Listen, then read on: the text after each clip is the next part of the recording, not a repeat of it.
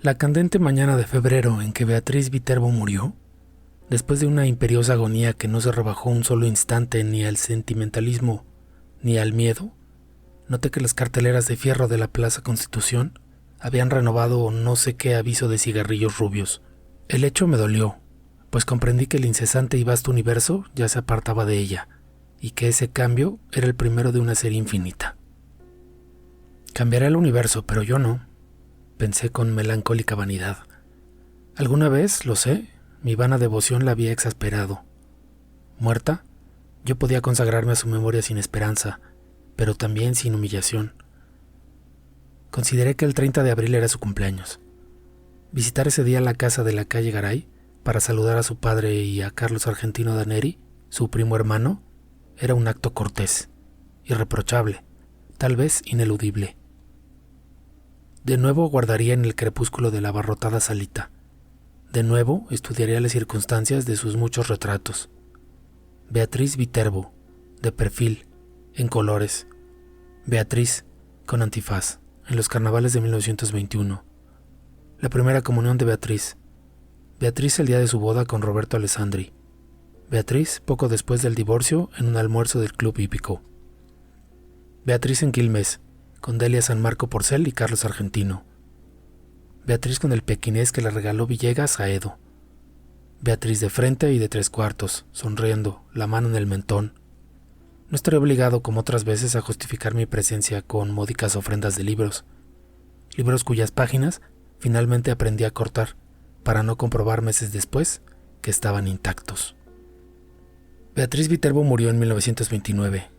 Desde entonces no dejé pasar un 30 de abril sin volver a su casa.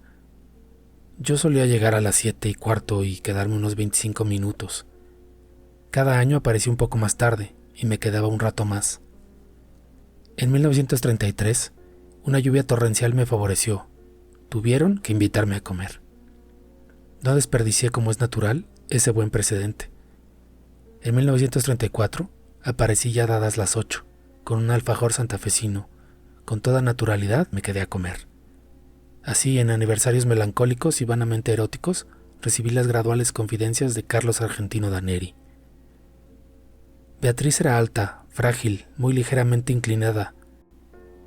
Había en su andar, si el oxímoron es tolerable, una como graciosa torpeza, un principio de éxtasis. Carlos Argentino es rosado, considerable, canoso, de rasgos finos. Ejerce no sé qué cargo subalterno en una biblioteca ilegible de los arrabales del sur. Es autoritario, pero también es ineficaz. Aprovechaba hasta hace muy poco las noches y las fiestas para no salir de su casa. A 2 generaciones de distancia, la S italiana y la copiosa gesticulación italiana sobreviven en él. Su actividad mental es continua, apasionada, versátil y del todo insignificante. Abunda en inservibles analogías y en ociosos escrúpulos. Tiene, como Beatriz, grandes y afiladas manos hermosas. Durante algunos meses padeció la obsesión de Paul Fort, menos por sus baladas que por la idea de una gloria intachable. Es el príncipe de los poetas de Francia, repetía con fatuidad. En vano te revolverás contra él. No lo alcanzará, no, la más inficionada de tus saetas. El 30 de abril de 1941 me permití agregar al alfajor una botella de coñac del país. Carlos Argentino lo probó, lo juzgó interesante y emprendió al cabo de unas copas una vindicación del hombre moderno.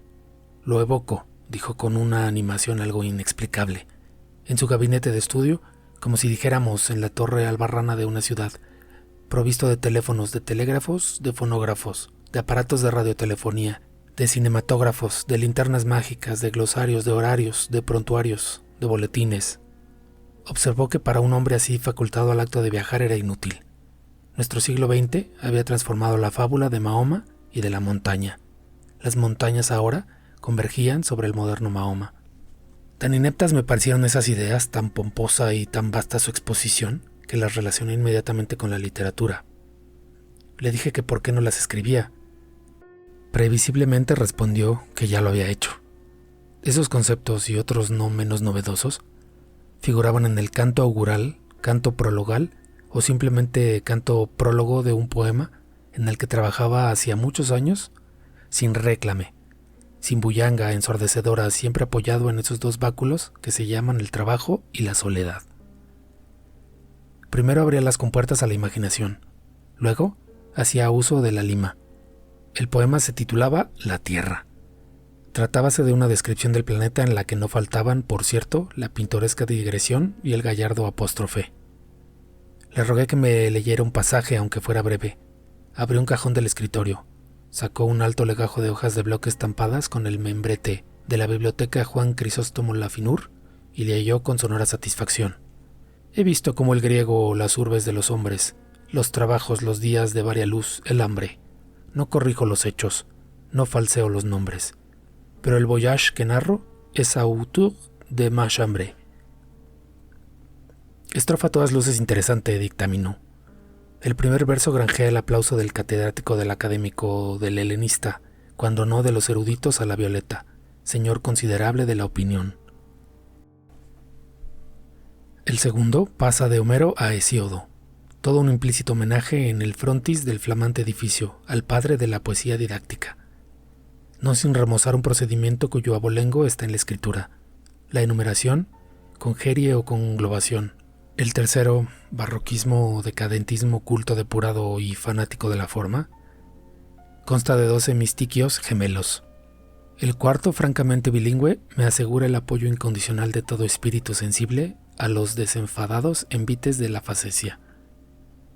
Nada diré de la rima rara ni de la ilustración que me permite, sin pedantismo, acumular en 4 versos 3 alusiones eruditas, que abarcan 30 siglos de apretada literatura.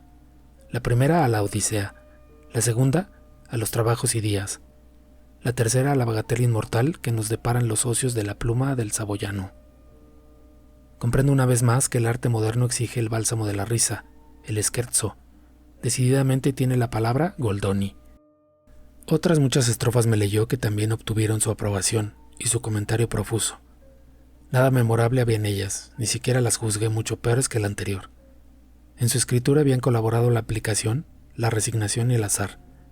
Las virtudes que Daneri les atribuía eran posteriores. Comprendí que el trabajo del poeta no estaba en la poesía, estaba en la invención de razones para que la poesía fuera admirable. Naturalmente, ese ulterior trabajo modificaba la obra para él, pero no para otros. La dicción oral de Daneri era extravagante. Su torpeza métrica le vedó, salvo contadas veces, transmitir esa extravagancia al poema.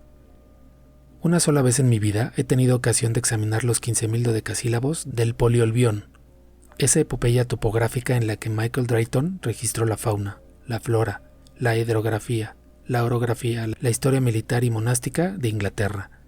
Estoy seguro de que ese producto considerable, pero limitado, es menos tedioso que la vasta empresa congénere de Carlos Argentino. Este se proponía versificar toda la redondez del planeta. En 1941 ya había despachado unas hectáreas del estado de Queensland, más de 1 kilómetro del curso del Ob, un gasómetro al norte de Veracruz, las principales casas de comercio de la parroquia de la Concepción, la quinta de Mariana Cambaceres de Alvear en la calle 11 de septiembre, en Belgrano, y un establecimiento de baños turcos no lejos del acreditado acuario de Brighton. Me leyó ciertos laboriosos pasajes de la zona australiana de su poema. Esos largos informes alejandrinos carecían de la relativa agitación del prefacio. Copio una estrofa. Sepan, a man derecha del postre rutinario, viniendo claro está desde el noroeste, se aburre una osamenta, color blanquiceleste, que da el corral de ovejas catadura de osario. 2 audacias, gritó con exultación. Rescatadas te oigo mascullar por el éxito. Lo admito, lo admito. Una, el epíteto rutinario, que certeramente denuncia en passant el inevitable tedio inherente a las faenas pastoriles y agrícolas. Tedio que ni las geórgicas ni nuestro ya laureado don Segundo se atrevieron jamás a denunciar así, al rojo vivo. Otra, el enérgico prosaísmo, se aburre una osamenta, que el melindroso querrá excomulgar con horror, pero que apreciará más que su vida el crítico de gusto viril. Todo el verso, por lo demás, es de muy subidos quilates. El segundo hemistiquio entabla animadísima charla con el lector. Se adelanta a su viva curiosidad. Le pone una pregunta en la boca y la satisface, al instante. ¿Y qué me dices de ese hallazgo blanquiceleste? El pintoresco neologismo sugiere el cielo, que es un factor importantísimo del paisaje australiano.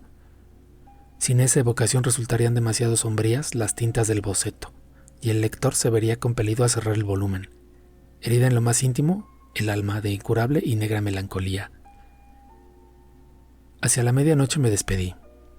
2 domingos después, Daneri me llamó por teléfono, entiendo que por primera vez en la vida. Me propuso que nos reuniéramos a las 4 para tomar juntos la leche en el contiguo salón bar que el progresismo de Zunino y de Zungri, los propietarios de mi casa, recordarás, inaugurara en la esquina. Confitería que te importará conocer. Acepté con más resignación que entusiasmo. Nos fue difícil encontrar mesa. El salón bar, inexorablemente moderno, era apenas un poco menos atroz que mis previsiones. En las mesas vecinas, el excitado público mencionaba las sumas invertidas sin regatear por Zunino y por Zungri. Carlos Argentino fingió asombrarse de no sé qué primores de la instalación de la luz, que sin duda ya conocía, y me dijo con cierta severidad: mal de tu agrado habrás de reconocer que este local se parangona con los más encopetados de flores. Me releyó después 4 o 5 páginas del poema. Las había corregido según un depravado principio de ostentación verbal. Donde antes escribió azulado, ahora abundaba en azulino, azulenco y hasta azulillo. La palabra lechoso no era bastante fea para él. En la impetuosa descripción de un lavadero de lanas, prefería lactario, lacticinoso, lactescente, lechal. Denostó como una amargura a los críticos.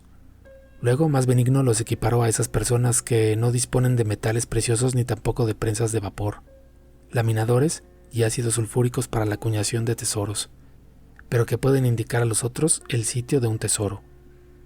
Acto continuo, censuró la prologomanía, de la que ya hizo mofa, en la donosa prefación del Quijote, el príncipe de los ingenios. Admitió, sin embargo, que en la portada de la nueva obra convenía el prólogo vistoso, el espaldarazo firmado por el plumífero de Garra, de fuste. Agregó que pensaba publicar los cantos iniciales de su poema. Comprendí entonces la singular invitación telefónica. El hombre iba a pedirme que prologara su pedantesco fárrago. Mi temor resultó infundado. Carlos Argentino observó con admiración rencorosa que no creía errar en el epíteto al calificar de sólido el prestigio logrado en todos los círculos por Álvaro Melián Lafinur, hombre de letras que, si yo me empeñaba, prologaría con embeleso el poema. Para evitar el más imperdonable de los fracasos, yo tenía que hacerme portavoz de 2 méritos inconcusos: la perfección formal y el rigor científico, porque ese dilatado jardín de tropos, de figuras, de galanuras, no tolera un solo detalle que no confirme la severa verdad. Agregó que Beatriz siempre se había distraído con Álvaro. Asentí, profusamente asentí. Aclaré, para mayor verosimilitud, que no hablaría el lunes con Álvaro sino el jueves, en la pequeña cena que suele coronar toda reunión del club de escritores. No hay tales cenas, pero es irrefutable que las reuniones tienen lugar los jueves, hecho que Carlos Argentino Daneri podía comprobar en los diarios y que dotaba de cierta realidad a la frase. Dije, entre adivinatorio y sagaz, que antes de abordar el tema del prólogo, describiría el curioso plan de la obra. Nos despedimos. Al doblar por Bernardo de Irigoyen, encaré con toda imparcialidad los porvenires que me quedaban. Hablar con Álvaro y decirle que el primo hermano aquel de Beatriz, ese eufemismo explicativo me permitiría nombrarla. Había elaborado un poema que parecía dilatar hasta lo infinito las posibilidades de la cacofonía y del caos. B. No hablar con Álvaro. Preví lúcidamente que mi desidia optaría por B. A partir del viernes a primera hora, empezó a inquietarme el teléfono. Me indignaba que ese instrumento que algún día produjo la irrecuperable voz de Beatriz pudiera rebajarse a receptáculo de las inútiles y quizá coléricas quejas de ese engañado Carlos Argentino Daneri. Felizmente nada ocurrió, salvo el rencor inevitable que me inspiró aquel hombre que me había impuesto una delicada gestión y luego me olvidaba. El teléfono perdió sus terrores, pero a fines de octubre Carlos Argentino me habló. Estaba agitadísimo, no identifiqué su voz al principio. Con tristeza y con ira balbuceó que esos ya ilimitados Zunino y Zungri, so pretexto de ampliar su desaforada confitería, iban a demoler su casa. «La casa de mis padres, mi casa, la vieja casa inveterada de la calle Garay», repitió, quizá olvidando su pesar en la melodía. No me resultó muy difícil compartir su congoja. Ya cumplidos los 40 años, todo cambio es un símbolo detestable del pasaje del tiempo. Además, se trataba de una casa que, para mí, aludía infinitamente a Beatriz. Quise aclarar ese delicadísimo rasgo. Mi interlocutor no me oyó. Dijo que si Zunino y Zungri persistían en ese propósito absurdo, el doctor Zuni, su abogado, los demandaría ipso facto por daños y perjuicios y los obligaría a abonar 100,000 nacionales. El nombre de Zuni me impresionó. Su bufete en Caseros y Tacuarí es de una seriedad proverbial. Interrogué si éste se había encargado ya del asunto. Daneri dijo que le hablaría esa misma tarde. Vaciló y con esa voz llana e impersonal, a que solemos recurrir para confiar algo muy íntimo, dijo que para terminar el poema le era indispensable la casa, pues en un ángulo del sótano había un alef. Aclaró que un alef es uno de los puntos del espacio que contienen todos los puntos. Está en el sótano del comedor, explicó, aligerada su dicción por la angustia. Es mío, yo lo descubrí en la niñez, antes de la edad escolar. La escalera del sótano es empinada. Mis tíos me tenían prohibido el descenso, pero alguien dijo que había un mundo en el sótano. Se refería, lo supe después, a un baúl, pero yo entendí que había un mundo. Bajé secretamente, rodé por la escalera vedada, caí. Al abrir los ojos, vi el alef. ¿El alef?, repetí. Sí, el lugar donde están, sin confundirse, todos los lugares del orbe, vistos desde todos los ángulos. A nadie revelé mi descubrimiento, pero volví. El niño no podía comprender que le fuera deparado ese privilegio para que el hombre burilara el poema. No me despojarán Zunino y Zungri, no, y 1000 veces no. Código en mano, el doctor Zuni probará que es inajenable mi alef. Traté de razonar. Pero ¿no es muy oscuro el sótano? La verdad no penetra en un entendimiento rebelde. Si todos los lugares de la tierra están en el alef, allí estarán todas las luminarias, todas las lámparas, todos los veneros de luz. Iré a verlo inmediatamente. Corté, antes de que pudiera emitir una prohibición. Basta el conocimiento de un hecho para percibir en el acto una serie de rasgos confirmatorios, antes insospechados. Me asombró no haber comprendido hasta ese momento que Carlos Argentino era un loco. Todos esos Viterbo, por lo demás, Beatriz, yo mismo suelo repetirlo, era una mujer, una niña, de una clarividencia casi implacable. Pero había en ella negligencias, distracciones, desdenes, verdaderas crueldades que tal vez reclamaban una explicación patológica. La locura de Carlos Argentino me colmó de maligna felicidad. Íntimamente siempre nos habíamos detestado. En la calle Garay la sirvienta me dijo que tuviera la bondad de esperar. El niño estaba, como siempre, en el sótano, revelando fotografías. Junto al jarrón sin una flor, en el piano inútil, sonreía, más intemporal que anacrónico, el gran retrato de Beatriz, en torpes colores. No podía vernos nadie. En una desesperación de ternura me aproximé al retrato y le dije: Beatriz, Beatriz Elena Viterbo, Beatriz querida, Beatriz perdida para siempre. Soy yo, soy Borges. Carlos entró poco después. Habló con sequedad. Comprendí que no era capaz de otro pensamiento que de la perdición del alef. Una copita del pseudocoñac, ordenó, y te zampuzarás en el sótano. Ya sabes, el decúbito dorsal es indispensable. También lo son la oscuridad, la inmovilidad, cierta acomodación ocular. Te acuestas en el piso de baldosas y fijas los ojos en el 19º escalón de la pertinente escalera. Me voy, bajo la trampa y te quedas solo. Algún roedor te mete miedo. Fácil empresa. A los pocos minutos, ves el alef. El microcosmo de alquimistas y cabalistas, nuestro concreto amigo proverbial, el multum in parvo. Ya en el comedor agregó: claro está que si no lo ves, tu incapacidad no invalida mi testimonio. Baja. Muy en breve podrás entablar un diálogo con todas las imágenes de Beatriz. Bajé con rapidez, harto de sus palabras insustanciales. El sótano, apenas más ancho que la escalera, tenía mucho de pozo. Con la mirada busqué en vano el baúl de que Carlos Argentino me habló. Unos cajones con botellas y unas bolsas de lona entorpecían un ángulo. Carlos tomó una bolsa, la dobló y la acomodó en un sitio preciso. La almohada es humildosa, explicó, pero si la levanto un solo centímetro no verás ni una pizca y te quedas corrido y avergonzado.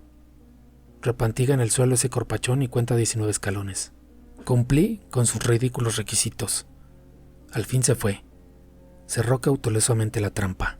La oscuridad, pese a una endija que después distinguí, pudo parecerme total.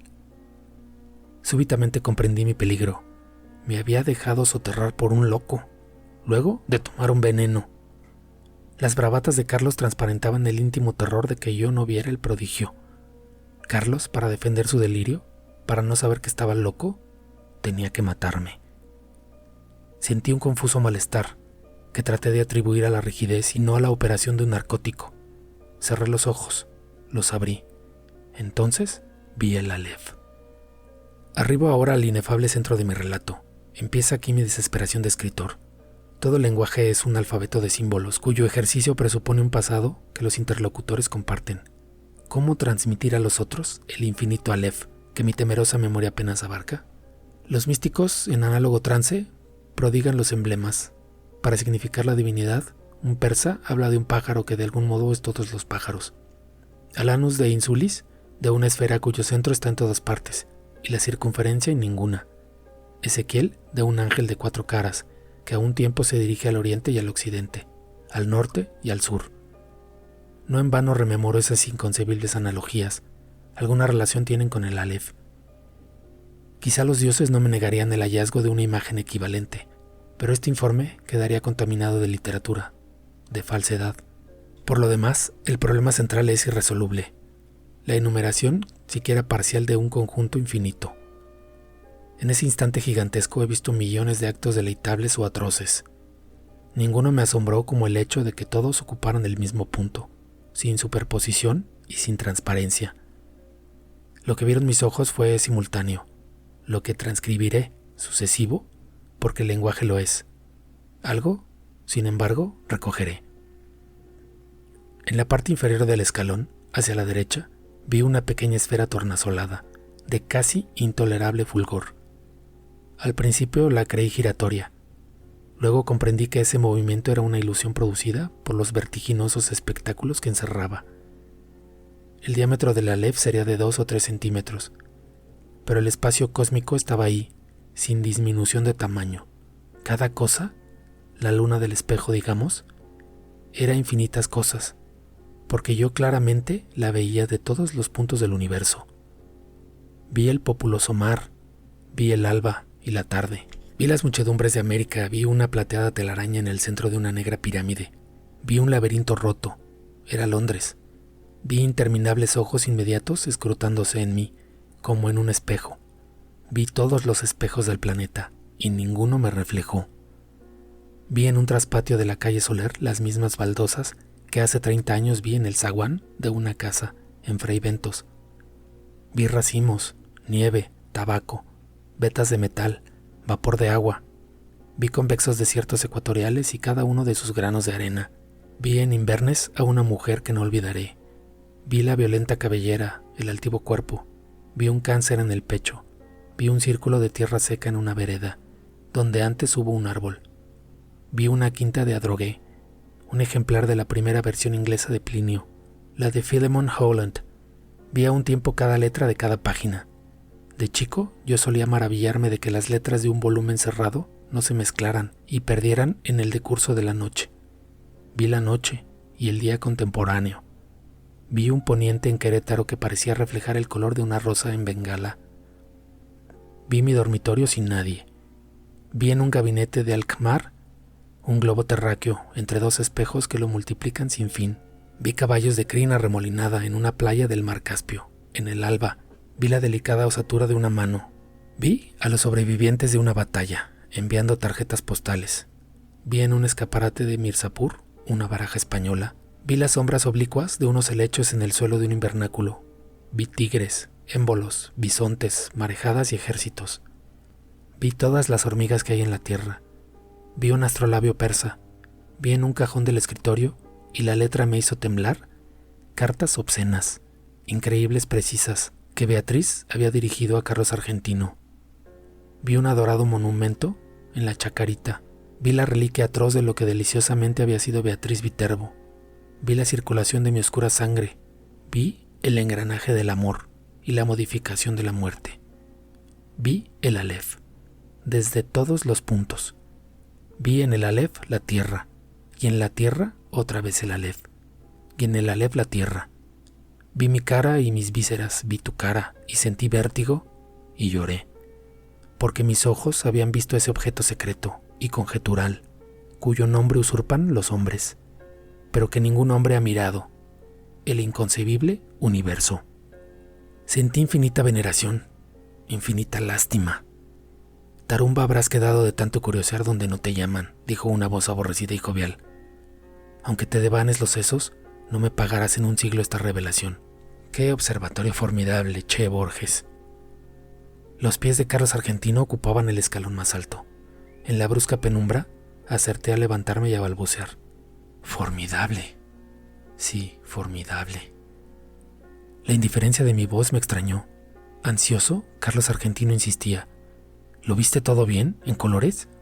En ese instante concebí mi venganza. Benévolo, manifiestamente apiadado, nervioso, evasivo, agradecí a Carlos Argentino Daneri la hospitalidad de su sótano y lo insté a aprovechar la demolición de la casa para alejarse de la perniciosa metrópoli, que a nadie, créame que a nadie, perdona. Me negué con suave energía a discutir el Aleph. Lo abracé al despedirme y le repetí que el campo y la serenidad son dos grandes médicos. En la calle, en las escaleras de Constitución, en el subterráneo, me parecieron familiares todas las caras. Temí que no quedara una sola cosa capaz de sorprenderme. Temí que no me abandonara jamás la impresión de volver. Felizmente, al cabo de unas noches de insomnio, me trabajó otra vez el olvido. Posdata del 1 de marzo de 1943. A los 6 meses de la demolición del inmueble de la calle Garay, la editorial Procusto no se dejó arredrar por la longitud del considerable poema y lanzó al mercado una selección de trozos argentinos. Huelga repetir lo ocurrido. Carlos Argentino Daneri recibió el segundo Premio Nacional de Literatura. El primero fue otorgado al Dr. Aita. El tercero, al Dr. Mario Bonfanti. Increíblemente, mi obra Los naipes del Taur no logró un solo voto. Una vez más, triunfaron la incomprensión y la envidia. Hace ya mucho tiempo que no consigo ver a Daneri. Los diarios dicen que pronto nos dará otro volumen. Su afortunada pluma, no entorpecida ya por el Aleph, se ha consagrado a versificar los epítomes del Dr. Acevedo Díaz. 2 observaciones quiero agregar, una sobre la naturaleza del Aleph, otra sobre su nombre. Este, como es sabido, es de la primera letra del alfabeto de la lengua sagrada. Su aplicación al círculo de mi historia no parece casual. Para la Cábala, esa letra significa el En Sof, la ilimitada y pura divinidad. También se dijo que tiene la forma de un hombre que señala el cielo y la tierra, para indicar que el mundo inferior es el espejo y es el mapa del superior. Para la Mengenlehre, es el símbolo de los números transfinitos, en los que el todo no es mayor que alguna de las partes. Yo querría saber, ¿eligió Carlos Argentino ese nombre o lo leyó aplicado a otro punto donde convergen todos los puntos? En alguno de los textos innumerables que el Aleph de su casa le reveló. Por increíble que parezca, yo creo que hay, o que hubo, otro Aleph. Yo creo que el Aleph de la calle Garay era un falso Aleph. Doy mis razones. Hacia 1867, el capitán Borton ejerció en el Brasil el cargo de cónsul británico. En julio de 1942, Pedro Enrique Sureña descubrió en una biblioteca de Santos un manuscrito suyo que versaba sobre el espejo que atribuye el Oriente a Iskandar Zu al-Karnaín o Alejandro Bicorne de Macedonia. En su cristal se reflejaba el universo entero. Burton menciona otros artificios congéneres: la séptuple copa de Kai Khosrou, el espejo que Tariq Ben Zayed encontró en una torre, 1001 noches, 272, el espejo que Luciano de Samosata pudo examinar en la luna, Historia verdadera 1:26, la lanza especular que el primer libro del Satyricon de Capella atribuye a Júpiter, el espejo universal de Merlín, redondo y hueco y semejante a un mundo de vidrio, de Fairy Queenie, 3:2:19, y añade estas curiosas palabras: pero los anteriores, además del defecto de no existir, son meros instrumentos de óptica. Los fieles que concurren a la mezquita de Amr en el Cairo saben muy bien que el universo está en el interior de una de las columnas de piedra que rodean el patio central. Nadie, claro está, puede verlo, pero quienes acercan el oído a la superficie declaran percibir al poco tiempo su atareado rumor. La mezquita data del siglo VII. Las columnas proceden de otros templos de religiones anteislámicas, pues como ha escrito Ibn Khaldún, en las repúblicas fundadas por nómadas, Es indispensable el concurso de forasteros para todo lo que sea albañilería. ¿Existe ese Aleph en lo íntimo de una piedra? ¿Lo he visto cuando vi todas las cosas y lo he olvidado? Nuestra mente es porosa para el olvido. Yo mismo estoy falseando y perdiendo, bajo la trágica erosión de los años, los rasgos de Beatriz.